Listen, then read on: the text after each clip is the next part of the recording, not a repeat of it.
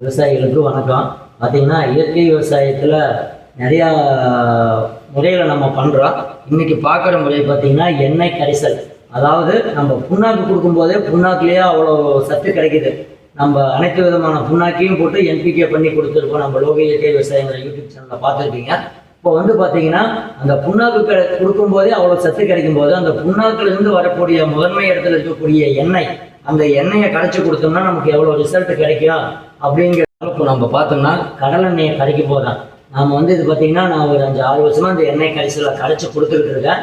இதுக்கு முன்னாடி பார்த்திங்கன்னா இந்த கோழி முட்டை, காதி சோப்பு, ஷாம்பு, அப்புறம் இந்த பூந்திக்காய், இது எல்லாத்துலேயும் நான் கரைச்சி பார்த்துட்டேன். கரைக்கும் போது என்ன ஆகுதுன்னு பார்த்தீங்கன்னா அந்த எண்ணெய் மேலே திப்பி திப்பியாக தெரியுது, அந்த மஞ்சள் கலரில். அது என்ன ஆகுதுன்னு பார்த்தீங்கன்னா இலைக்கு மேலே ஸ்ப்ரே பண்ணும்போது அந்த இலை மேலே படிஞ்சுக்குது. செடி ஒளிச்சேர்க்கை பண்ணாமல் பண்ணிடுது. நமக்கு அது வளர்ச்சியும் குறையுது, செடிக்கு பாதிப்பு ஆயிடுது. அதே சமயத்தில் வேரில் கொடுக்கும்போது பார்த்தீங்கன்னா மண்ணுலேயும் போய் அது அந்த எண்ணெய் கரையாமல் அந்த மஞ்சளாட்டம் இருக்கிறது மண்ணில் உள்ள நுண்ணுயிரிக்கு மண்புழுக்கு அது இடைஞ்சல் விளைவிக்குது. நமக்கு அந்த அளவுக்கு அது ரிசல்ட்டும் கொடுக்கல. ஏன்னா எண்ணெய் நம்ம விலை கொடுத்து வாங்கி அதை கரைக்கும் போது பார்த்தீங்கன்னா சரியாக கரைக்கல அப்படின்னா அந்த எண்ணெயோட வாங்குற செலவு, மண்ணுக்கு வேஸ்ட்டு, எல்லாமே பிரச்சனையாயிடுது. அதனால பார்த்தீங்கன்னா இப்போ நம்ம எண்ணெய் கரைப்பான் அப்படிங்கிற ஒரு திரவத்தில் வச்சு தான் இப்போ இவ்வளோ நாளாக கரைச்சிக்கிட்டு இருக்கிறாரு. கரைக்கும் போது பார்த்தீங்கன்னா எண்ணெய் பால் மாதிரி மாறிடுது, எண்ணெய் உடஞ்சிருது. எண்ணெய் உடஞ்சால் மட்டும்தான் நமக்கு 100% சத்து கிடைக்கும். நம்ம விலை கொடுத்து வாங்குறோம் அல்லது நம்ம சொந்த எண்ணெயை ஆட்டி பயன்படுத்தினாலும் அந்த எண்ணெயுடைய பலன் நம்ம மண்ணுக்கு மேலே செடிக்கு ஸ்ப்ரே பண்ணும்போது முழுமையாக கிடைக்கிது. இது என்னுடைய அனுபவத்தில் நான் பார்த்துட்டேன்.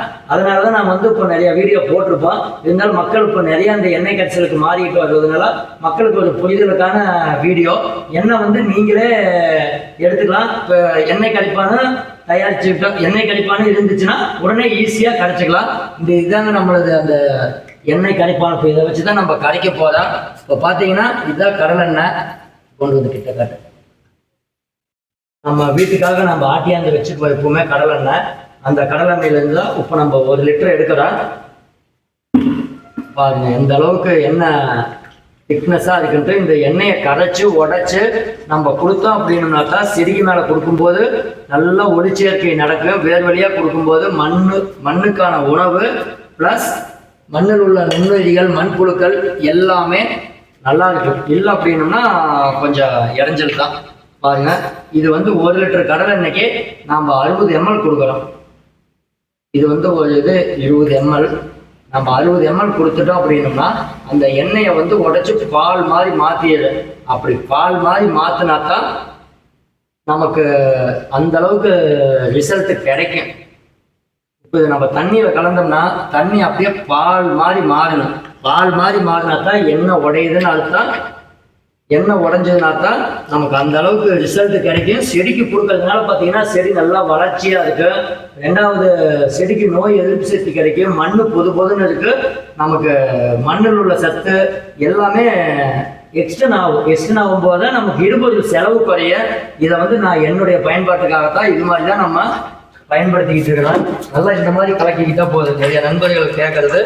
இப்போ நிறைய பேருக்கு நம்ம இந்த எண்ணெய் கிடைப்பானு கொடுத்தோம். இது எல்லா பக்கம் கிடைக்க மாட்டேங்குதுங்க. எங்கே கிடைக்கிறதுங்க அப்படின்னா இங்கே இயற்கை ஆர்வலர்கள் ஒருத்தர் கொடுக்குறாரு. நம்ம ஃப்ரெண்டுக்கிட்ட தான் நம்மளே வாங்குறோம். அவர் மொத்தமாக வாங்குறாரு. அவர்கிட்ட நம்ம 1 லிட்டர் 2 லிட்டர் அப்போதைக்கு வாங்கிட்டு நம்ம எண்ணெய் கரைச்சிக்கிறோம். நீங்களும் இந்த மாதிரி கரைச்சி ஸ்ப்ரே பண்ணோம்னா நம்ம எண்ணெயை பால் மாதிரி மாற்றி காட்டுக்கு கொடுக்க போகிற ட்ரிப்பில், வாய்க்கால் பாசனமாக இருந்தாலும் வாய்க்காலில் கொடுக்கலாம், ட்ரிப்பாக இருந்தாலும் ட்ரிப்பில் கொடுக்கலாம். பாருங்க எந்த அளவுக்கு பால் மாதிரி கரையுதுன்னு பாருங்க. வெள்ளையா இந்த மாதிரி கரையணும். ஏதாவது எண்ணெய் விட்டுதான்னு பாருங்க.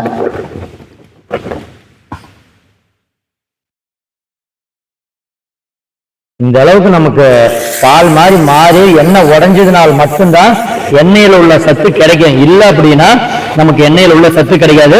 இன்னும் மதிப்பு கூட்டல் பண்ணணும். நம்ம இதை இன்னும் மதிப்பு கூட்டல் பண்ணணும்னாக்கா நமக்கு நல்ல ரிசல்ட் கிடைக்கும். அந்த மதிப்பு கூட்டல் பண்றதுக்காக மட்டுமே நம்ம இந்த சாணப்பாசி கரைசல்னு நம்ம போட்டு வச்சிருக்கோம். அதாவது நாட்டு மாட்டு சாணத்திலிருந்து பாக்டீரியாவை பிரிச்செடுத்து நம்ம பயன்படுத்துறது. இப்போ இந்த எண்ணெய் கரைசலை பார்த்தீங்கன்னா நீங்க இதை அப்படியே கொடுக்கலாம். அதாவது பார்த்தீங்கன்னா எல்லாரும் கேட்கறது 1 ஏக்கருக்கு எவ்வளவு, 2 ஏக்கருக்கு எவ்வளவு, எத்தனை லிட்டர் கொடுக்கணும் அப்படின்ட்டு. இது பார்த்தீங்கன்னா நம்ம பயிருக்கு தகுந்த மாதிரி. இப்போ பயிர் நட்டு சின்னதா இருக்குதுங்களா, அதுக்கு ஒரு மாதிரி கொடுக்கணும். ஓரளவுக்கு வளர்ந்துருச்சுன்னா அதுக்கு தகுந்த மாதிரி, பெரிய பயிர்னா அதுக்கு தகுந்த மாதிரி. அதுவும் மரப்பயிர் அப்படின்னா அதுக்கு தகுந்த மாதிரி கொடுக்கணும். இப்படி இதெல்லாம் காட்டுது. அது அப்பதான் நமக்கு ரிசல்ட்டும் கிடைக்கும், இடுபொருள் செலவையும் நம்ம குறைக்க முடியும். இது வந்து பாத்தீங்கன்னா நம்ம கொடுக்கறது மல்லிப்பூ செடி 50 சென்ட்டுக்கு கொடுக்குறோம். போன டைம் பார்த்தப்போ தேங்காய் எண்ணெய் கொடுத்தோம், கடலெண்ணெய் கொடுத்தோம். இப்போ மீண்டும் பூ அதிகமா வந்துகிட்டு இருக்கிறதுனால அதிக மொட்டுக்கள் எடுக்கிறதுக்காக மீண்டும் கடலெண்ணெய் கொடுக்குறேன். இது அப்படியே கொடுக்குற மாதிரி இருந்தாலும் 50 சென்ட்டுக்கு கொடுக்கலாம். நான் வந்து இதை மதிப்பு கூட்டல் பண்ணி கொடுக்குறேன். இப்போ ஏன்னா 1 லிட்டர் கொடுக்குறேன் அப்படின்னம்னா இந்த மாதிரி நம்ம சாண கரைசல்ல கொடுக்கும் போது அது நமக்கு இன்னும் ரிசல்ட் அதிகமா கொடுக்குது. ஒரு 2 லிட்டர் 3 லிட்டர் எண்ணெய் கொடுத்தா என்னவோ அந்த அளவுக்கு இது மல்டிப்ளை பண்ணி கொடுக்குது. பாருங்க, இது வந்து நம்ம நாட்டு மாட்டு சாணத்துல இருந்து தயாரிச்ச சாணப்பாசி கரைசல் நம்ம 200 லிட்டர் போட்டு தயாரா வச்சிருந்தோம். அதுல வந்து நம்ம ஊத்தி கொடுக்கும் போது பாத்தீங்கன்னா உங்களுக்கு இப்ப இந்த 200 லிட்டருமே நமக்கு கரைசலா மாறும் போது இதை வந்து நான் ஒரு டைமுக்கு 2 டைமா கொடுப்பேன். அந்த 1 லிட்டர் இதை பிரிச்சு 50 லிட்டர் 100 லிட்டரா 2 டைம் கொடுப்பேன். ஆனா 1 லிட்டரா கொடுத்தோம்னா ஒரே டைம் கொடுப்பேன். அப்படி கொடுக்கறதுனால இதை காட்டு நல்லா பாருங்க, இந்த அளவுக்கு எண்ணெய் வந்து பால் மாதிரி மாறணும். இப்ப நம்ம இந்த சாணப்பாசி கரைசல்ல கலந்து கொடுக்கும்போது பாத்தீங்கன்னா இதை வந்து நான் கலந்து நிறைய பேர் கேட்டீங்க போன வீடியோ போட்டப்பவே, நீங்க அப்பவே கொடுப்பீங்களா வச்சு வந்து கொடுப்பீங்களா அப்படின்ட்டு. நான் உடனே கொடுத்துருவேன். பாத்தீங்கன்னா நம்ம இதுல ஊத்தி 2ஆ கொடுப்போம். இப்போ ஃபர்ஸ்ட் ஒரு 50 சென்ட்டுக்கு கொடுத்துட்டு மறுபடியும் இன்னொரு 50 சென்ட்டுக்கு கொடுப்போம். ஏன்னா இதுல ஊத்தும் போது இந்த எண்ணெய் வந்து எண்ணெயோட சத்து அந்த சாணப்பாசி கரைசல் பல மடங்கா பிரிச்சு கொடுக்கும். அப்படி பிரிச்சு கொடுக்கறதுனால நமக்கு சத்து அதிகமா இருக்கு. முடிஞ்ச வரைக்கும் நம்ம இது மாதிரி கலந்து நம்ம ரெடி பண்ணி வச்சுக்கணும். முதல்ல இந்த சாணப்பாசி கரைசல், அதாவது இந்த சாணப்பாசி கரைசல் வந்து பாத்தீங்கன்னா நம்ம நாட்டு மாட்டு சாணம் இருந்தா தான் இயற்கை விவசாயம் பண்ண முடியும், இல்லைன்னா பண்ண முடியாது அப்படின்னு நினைச்சுட்டு இருந்தா நான் வெளியில எடுத்துட்டு வந்துதான் பண்ணிட்டு இருந்தேன். அப்ப இந்த நாட்டு மாட்டு சாணத்துல இருந்து பாக்டீரியாவை பிரிச்சு எடுத்து வச்சுக்கிட்டோம்னா சாணத்துக்கு போல ஒவ்வொரு தடவை சக்கரை போட்டாவே போகுது. அப்படி போடும்போது பாத்தீங்கன்னா நம்ம சாணமும் தேவையில்லை, அதே சமயத்துல அந்த சாணத்துல இருக்கக்கூடிய நுண்ணுயிரி அனைத்துமே இருக்கு. நம்ம இதை வெயில்ல தான் வச்சு பண்றோம். இப்போ இதுக்கு முன்னாடி பாத்தீங்கன்னா நிழல்ல வச்சு நான் பஞ்சகாவியா ஜீவாமிர்தம் எல்லாம் பண்ணல. இதை காட்டு இந்த ஸ்டேஜ் கடையில வச்சுதான் பண்ணுவேன். இதுக்கு கொட்டாய் போட்டு நிழல் போட்டுக்கிட்டு இருந்தேன். ஆனா இப்ப இந்த ஜீவாமிர்தம் பஞ்சகாவியாவுக்கு மாற்றா நான் இந்த சாணப்பாசி கரைசலை நான் பயன்படுத்திட்டு இருக்கிறேன். எனக்கு ரிசல்ட் நல்லா இருக்குது. இது சம்பந்தமா விவசாயிகளுக்கு நம்ம பயிற்சியும் கொடுக்குறோம், மண் முதல் மகசூல் வரை. அதாவது இந்த சாணப்பாசி கரைசல் தயாரிச்சுட்டா அப்படின்னம்னா அதுலயே நம்ம NPK தயாரிச்சுக்கலாம், வாழைப்பழத்தை போட்டு பொட்டாஸ் தயாரிச்சுக்கலாம், மீனமில இந்த சாணப்பாசி கரைசல்லே தயாரிச்சுக்கலாம். அப்படி தயாரிக்கல நமக்கு நாட்களும் குறைவு, செலவும் குறைவு, சீக்கிரம் நமக்கு கிடைச்சது. இப்பெல்லாம் பாத்தீங்கன்னா 15 நாளிலே மீனமில தயாராயிரு. 2வது பாத்தீங்கன்னா மீன் நடுசா கரைஞ்சது, நமக்கு செலவும் கிடையாது. 4ல் 1 பங்கு தான் நாட்டு சக்கரை போடுறோம்.